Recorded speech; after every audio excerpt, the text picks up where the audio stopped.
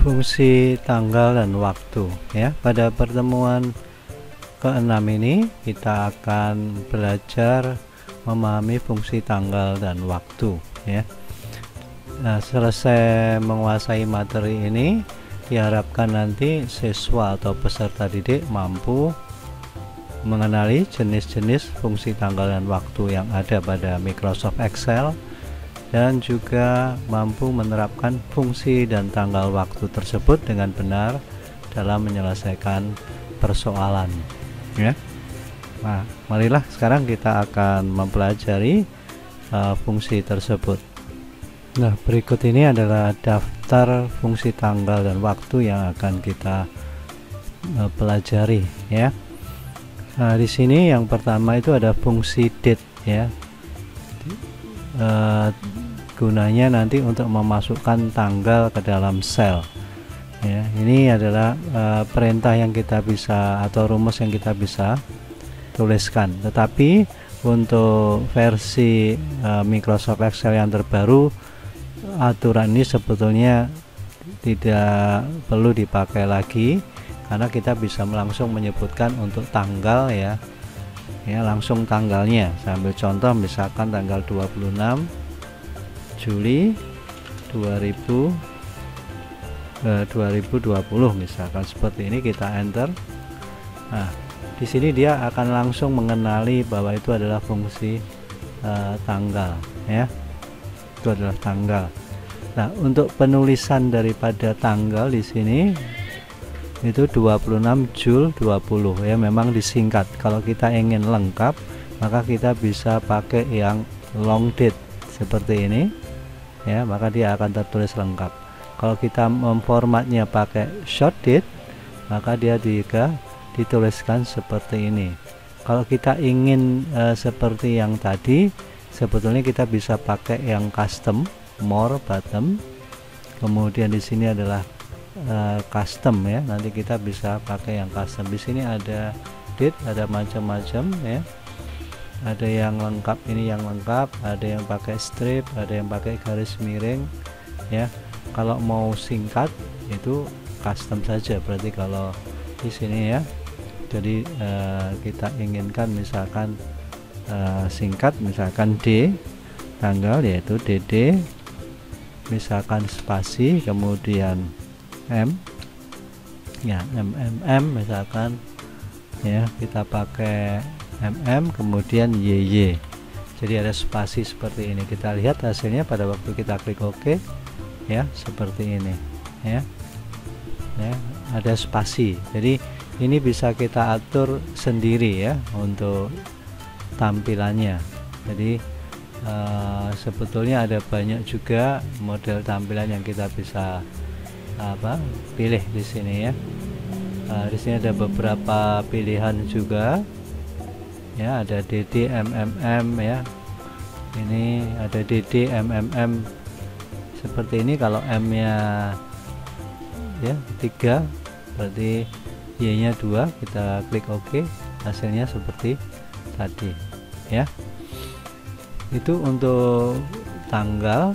Bisa juga kita ketik langsung, bisa juga memakai date seperti ini juga boleh ya, sama saja.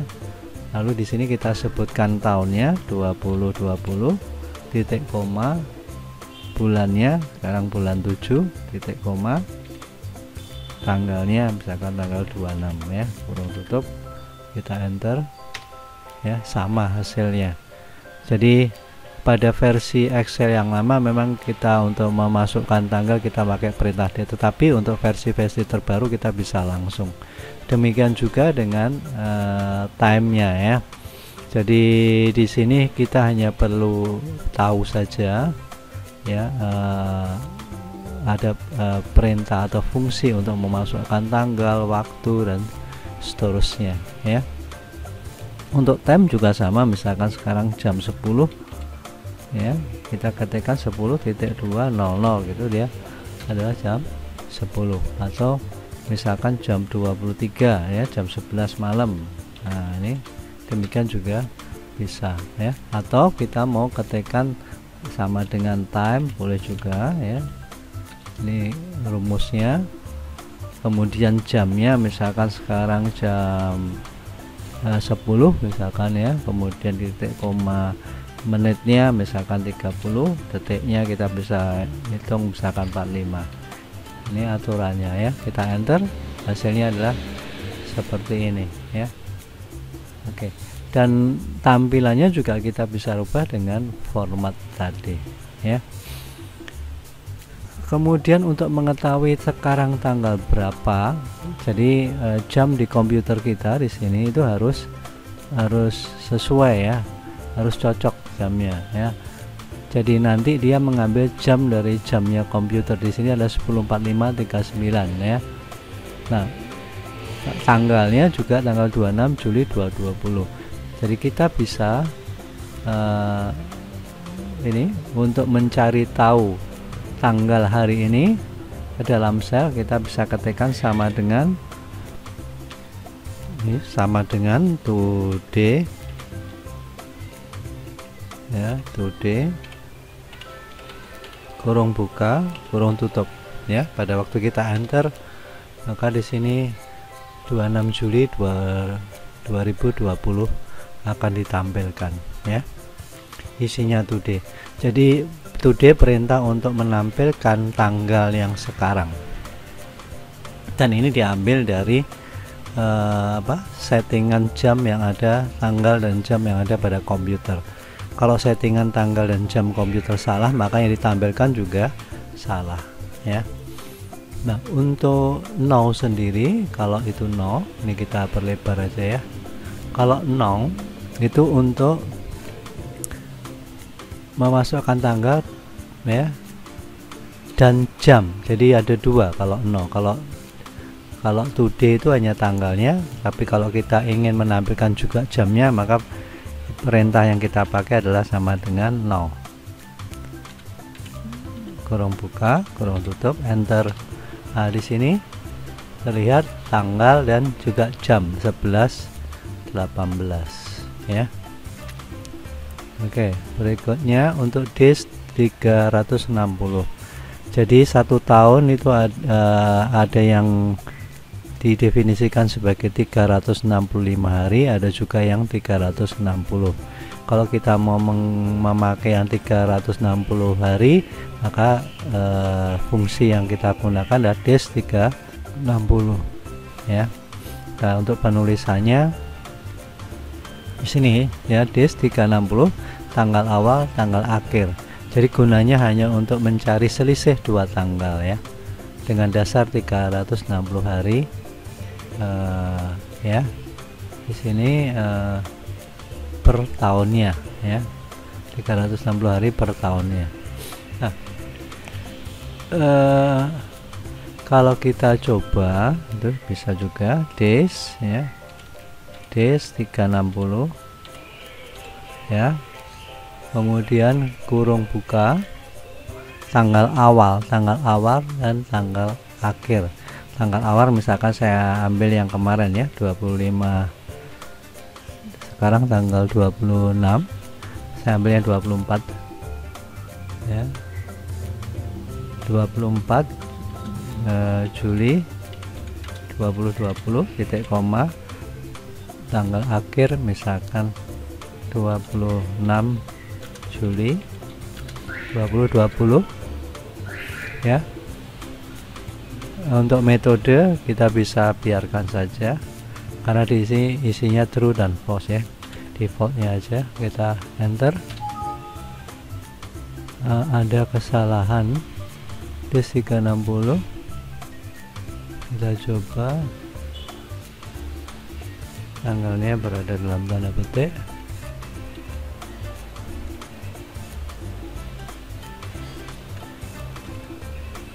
Kemudian ini juga dalam tanda petik ya. Nah, ini ya, jadi tanggalnya harus dalam tanda petik. Nah, di sini selisihnya dari tanggal 26 menjadi 24 adalah 2 hari ya. Jadi kita pakai days 360, tetapi sebetulnya tanpa fungsi di sini pun juga kita bisa langsung mengurangkan tanggal nantinya untuk versi Excel yang terbaru ya. Kemudian ada fungsi demangier, ini sebetulnya untuk mengambil nilai dari tanggal tersebut, misalkan mengambil harinya, mengambil bulannya, mengambil tahunnya. Saya ambil contoh di sini, saya ingin mengambil hari, berarti tanggal 26 ya, itu dari sel ini, sel A11 yang berisi perintah no, jadi tanggal dan jam sekarang. Maka kalau saya ingin mengambil harinya saja, maka saya menggunakan D ya, D kurung buka sel dari tanggal, kemudian kurung tutup enter, maka akan tertulis 26 karena yang diambil adalah D nya. Kalau saya mau mengambil man-nya, man berarti tengahnya ya, bulan 7, maka penulisannya adalah man kurung buka selnya yang berisi tanggal kurung tutup di sini, maka dia nilainya 7. Kalau saya ingin mengambil tahunnya, maka saya ketikkan year kurung buka sel yang berisi tanggal ya, kurung tutup enter ya. Jadi D untuk mengambil nilai tanggal dari sebuah tanggal, kemudian kalau man mengambil nilai bulan dari sebuah tanggal, kalau year mengambil nilai tahun dari sebuah tanggal ya. Nah, untuk yang di bawahnya, untuk weekday ini nanti kita bahas berikutnya. Hour, minute, second itu sama. Jadi saya ambil di sini, misalkan saya mau ngambil jamnya saja, berarti saya memakai hour. Hour dari sebuah tanggal ya, hour. Jadi hour kurung buka tanggalnya ini, berarti nanti adalah 11 yang tampil ya. Kalau saya mau ngambil minutes ya sama dengan minutes ya, kurung buka dari tanggal yang berisi jam enter ya. Kalau kita ingin mengambil detiknya ya second ya, second kurung buka ini kurung tutup ini ya. Jadi detiknya adalah 34. Di sini tidak tampil detiknya, kita bisa rubah tampilannya supaya menampilkan detik, yaitu dengan more number format di custom ya. Di sini tidak ada S-nya, second-nya, maka kita tambahkan SS ya, S ya. Kita enter, maka di sini detiknya sudah muncul ya. Baik, itu tadi contoh-contoh ya penerapan fungsi tanggal dan waktu.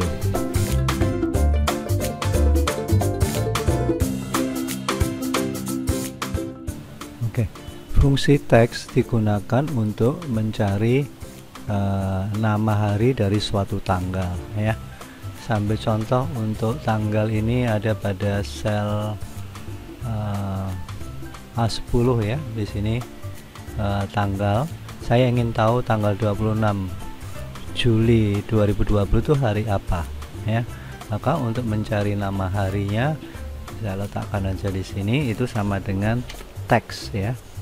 Jadi kita ketikkan teks kurung buka ya, di sini nilainya, nilai atau tanggalnya ya,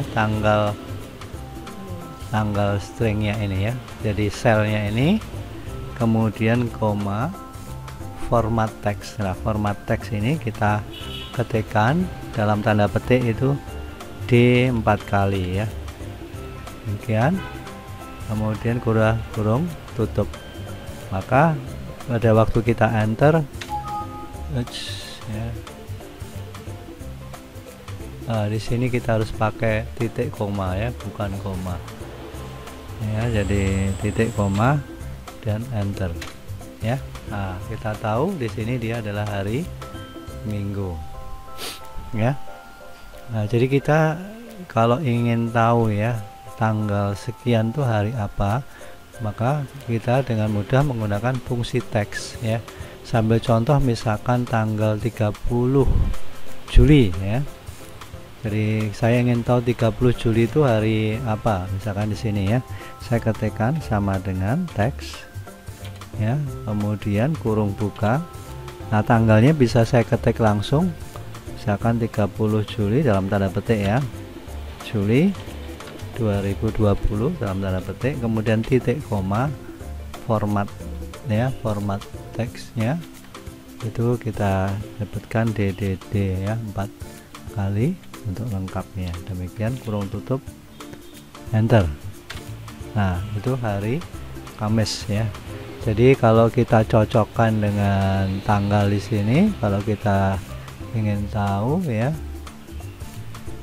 di sini untuk tanggal 30 itu hari Kamis ya, betul. Nah, itu untuk fungsi teks ya. Jadi untuk mencari nama hari dari sebuah tanggal. Nah, sekarang kita pelajari tentang weekday.